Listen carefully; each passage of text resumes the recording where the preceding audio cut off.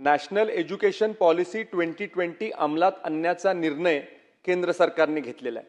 आपले आदरणीय पंतप्रधान नरेंद्र मोदी साहेबांनी PM श्री शाळा करण्याचा निर्णय या देशामध्ये घेतलेला आहे। आपल्या राज्याचे सन्माननीय मुख्यमंत्री साहेबांचा मानस आहे की CM श्री शाळा या आपल्या राज्यामध्ये व्हाव्या। माझा आदरणीय पंकज दादांना एक स्पेसिफिक प्रश्न आहे की CM श्री शाळा करण्याच्या बाबतीमधला आत्ताचा शासनाचा स्टेटस काय आहे, आणि एक विनंती आहे आदरणीय मंत्री महोदय की CM श्री शाळा करताना माझ्या तालुक्याचा प्राधान्याने आपण विचार करावा। अध्यक्ष महाराज, देशाचे प्रधानमंत्री सन्माननीय नरेंद्रभाई मोदी यांनी आपल्या देशातल्या विशेष करून शासकीय शाळा यांचा दर्जा वाढविण्याकरिता देशातल्या काही सरकारी शाळांची निवड केली आणि PM श्री शाळेच्या माध्यमातून त्या ठिकाणी त्या शाळा विकसित करण्यात आल्या।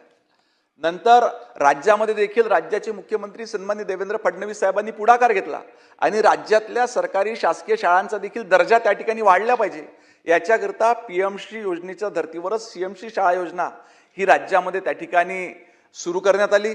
याचा प्रस्ताव देखील तयार करण्यात आला। जवळजवळ राज्यातल्या 4800 शाळांचं निवड त्याच्याकरिता करण्यात आली। हा प्रस्ताव शालेय शिक्षण विभागाच्या वतीनं वित्त विभागाला त्या ठिकाणी सादर करण्यात आलेला आहे। वित्त विभागाची मान्यता मिळाल्यानंतर लगेचच ह्या CM श्री शाळा राज्यामध्ये विकसित करण्यात येईल।